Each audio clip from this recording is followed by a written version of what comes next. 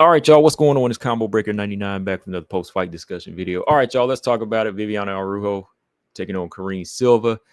All right, y'all. So this first off, like I said, turned out to be a good fight. I was hoping for that at least because, like I said, I didn't really think this was going to be a good matchup, but it was. It was a good matchup entertainment wise, and it was a good matchup as far as answering questions on both sides here. Yes, Araujo is still dangerous. Yes, she still has some good natural abilities that's going to give some of these other flyweights a test. And yes, I still think that, yeah, where she stands, she could be a gatekeeper and give a good test to some more of these unranked fighters that want to step up and try to build a name off of her. All right. And on Karine Silva's side, yes, she still needs to work on her striking. Yes, she still has leaky defense. And yes, she's still throwing them air kicks. He's still spamming them air kicks, man. And that was something I was not wanting to see from her in this fight. I kept saying, okay, for Karine Silva, she's going to have to fight behind a good, steady time jab. Like I said about a lot of these fighters, and she's going to have to throw some nice leg kicks mixed in with body shots here. Because for Karine Silva, if she throws body shots, she don't really have to worry about Araujo taking her down because Araujo is going to want to stand because that's what she usually does. And that's the one thing that kind of takes away a lot from Araujo is the fact that she likes to stand because, man, throughout this fight, again, this to me just kind of solidifies what I was saying Friday when it comes to Araujo's game, man. Like, had Araujo sharpened up maybe like 3 or 4 of her tools throughout her career, like back in 2019, I think she would already challenge for that belt and possibly won it.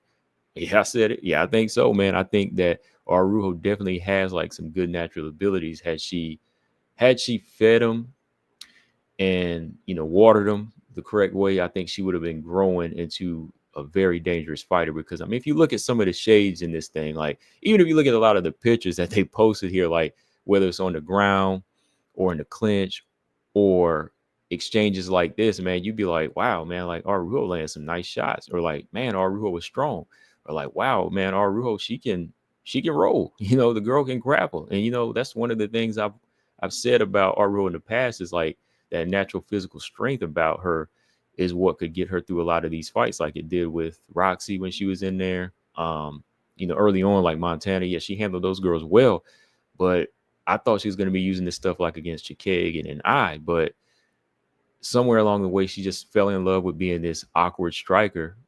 At the same time, this awkward striker didn't really have like discipline and great punch placement. She wasn't throwing those perfect right hands like she did in that one fight against Toledo Bernardo. She just kind of got hung up on the speed too much here. So I think this is, a good showing from Araujo. I think Araujo definitely came in here and showed Karine Silva, hey, that you got to do more than just look for the submission. Because if you look at Karine Silva's game, it was to just get Araujo down, but it didn't really have like a solid breakdown to it. She didn't really have a solid break them down plan to get in on the inside of a big, physical, strong flyweight like Viviane Araujo. I mean, if you look at the first round right away, Silva looked a little bit too relaxed, man. Like the way she was just kind of walking in there, shrugging her shoulders, just kind of walking Araujo down, walking right into the fire, and then throwing these like air kicks to the face. Like, my question is, are these like flicking jabs? Because it's almost like she doesn't really plan on landing these things because they become telegraphed after a while. When she just kind of throws that soccer ball kick, she just throws that kick out there, then goes back to walking you down. Like, is that how she finds her range? Because she's gonna have to find that range a better way, like flicking a jab to the body, or at least touching the lead leg with the calf kick instead, because that takes energy out of you. And like I said, if she fights somebody who's smarter on the feet, they can counter her with a right hand when she's throwing those soccer kicks like that. But she started the first round off like that, throwing those soccer kicks and putting a lot of pressure on Araujo. But Araujo, to me, was doing a good job of just kind of finding her rhythm, pushing Silva back, pushing her off, and landing right hands, and just kind of making Silva find her. But eventually, Silva did start to cut the cage off and land some good shots. Like whenever she stepped in at one point and landed overhand left, that hit Araujo hard, and then she caught her with a right hand and rocked her bad and busted her nose. And at that point, I was like, okay, maybe she's going to get something done here. She started to, close that distance and clinch up. But when she clinched up, she still didn't like have a good knee to the body game plan and tripping takedown. She let Araujo off the hook. Araujo went back to moving in that first round and was pretty much in survival mode there. But I think Silva kind of turned the tables and caught up and landed the more damaging blows in the first round to squeak out the first round. But you can still see Araujo was having a little bit more success with that movement and kind of frustrating Karine Silva. The second round though, I think that, Silva did showcase her power a little bit more. Another thing I'll say, I think it was the first round, or it could have been this round. I like Viviane Araujo's uppercut, like you see here. I like that uppercut that she was throwing. I think it was the first round, like when she stepped off the cage at one point, she threw a good uppercut that landed right on the chin of Silva. So she did catch it with that. But the second round, I think Silva started to close the distance a little bit more and land some heavy shots because, Araujo was getting a little bit tired from, I think, that blood from the nose causing her to breathe through the mouth.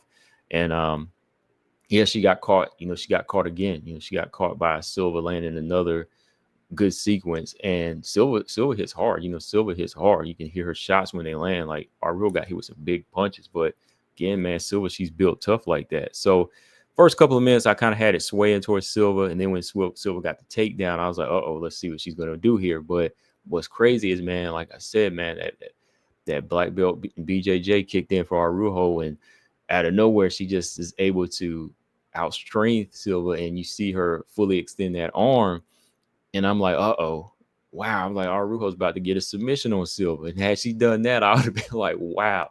I'd be like, wow, somebody's coming off the threat list. No, I'm just playing. I'm just playing. But yeah, serious though. Araujo, man, she got that submission attempt on her, and right there, she turned the tables on Silva.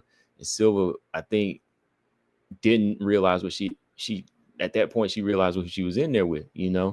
At the beginning she didn't. But another part too in the beginning of the round too, like Silva was landing, but Araujo did crack her a couple of times with good left hooks, man. Like she really started to bust up Silva too. I can't ignore that there was some good exchanges on the feet where Araujo did put a lot of damage on the face. But when they got to the ground, I think that Araujo did take over. And after that submission attempt and get in that top position, because Silva did get out of the armbar. She did slide out of the armbar, but then Araujo was able to reverse it and get that top position and in with some good ground and pound, busting Silva up some more, busting her nose up and her forehead and in that top position. So she definitely took the second round. But the third round, man, this was like the decider for Silva. Like, what was she going to do, man? Like, was she going to be able to resort to patient striking here and, look for a good setup?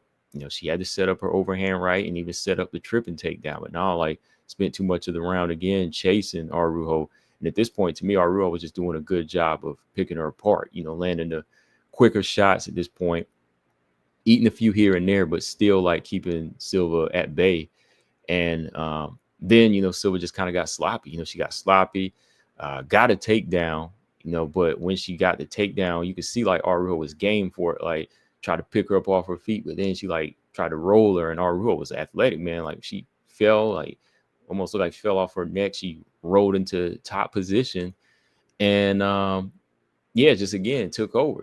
She was like, I was like, okay, this is what she needs to be doing. I think that was the second round though. Like whenever no, that was the third. I think, yeah, whenever Araujo did roll to a top position. Yeah, because when she rolled into that reversal and she winds up on top, she gets back up and lets Silva back up. So at that point, she tries to outstrike Silva again. But at that point, she did pretty much have the round, I think, comfortably. But then she ends it nicely with a head and arm takedown. And, she's got that headlock. She finishes with a tight headlock on Silva. So, yeah, overall, man, I give it to Araujo, no doubt, 2 rounds to 1. I think that second round was a little bit more competitive than some thought it was. Some might have thought, Silva, Araujo just won it cleanly, but it was close. But I think, Araujo did lock it in my opinion, with, her submission attempts and so on. But yeah, it was a good fight. Definitely a good fight. I don't think Silva's overrated off of this one.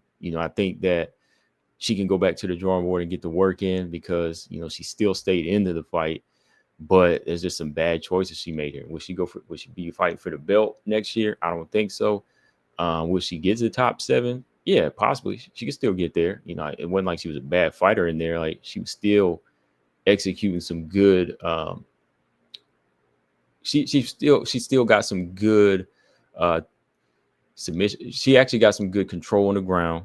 A submission attempt came from Araujo, no doubt. But she landed some hard shots. I think if she really works on like her striking execution, she can get the job done, moving forward. But as of right now, yeah, I don't think she's going to be like this threat to the title. I think that a lot of the top level strikers, they can pick her apart from here.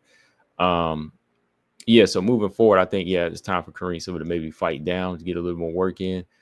Close win against Lipsky, but this loss against Araujo, like I said, answers some questions. For Karine Silva, I like to see her fight maybe like a Casey O'Neill, or if Miranda Maverick, dominates and dispatches with Jamie Lynn Horth, let them two fight. But yeah, I think Karine Silva versus Casey O'Neill, good step down for Karine Silva. I would still lean towards Karine Silva in that fight, but hey, maybe you just never know, because off of what she was doing here, she should have been a little bit smarter, right? As for Araujo, she was in there, she was fighting for her life in this fight. She did what she was supposed to do. I think for Araujo, why not Rose? Shout out to BJ. I was telling him that last night. I said, how about this fight? Araujo got past a tough thread here. Rose is coming off a loss to Aaron. Let's meet in the middle. Rose Namajunas. That's a good fight for Araujo now. But yeah, moving forward, I think Araujo, man, like, it might be a little too late, but you never know. I mean, yeah, 37, it looks like it is. But if she could just tighten up, man, like on her timing and conserve energy and use her wrestling more and stand her ground and not move as much on the feet, I think she would be a serious threat. Like, I think she seriously would had she done those things throughout her career. But she'll still be a gatekeeper at this point where she's at, because some of these girls won't be ready for what she possesses. But we'll see from here, y'all. But what do y'all think, man? Karine Silva, what's next for her? Fight down, in my opinion. Araujo, Rose Namajunas. Combo Breaker 99. Let me know, guys. I'm out. Subscribe. Peace.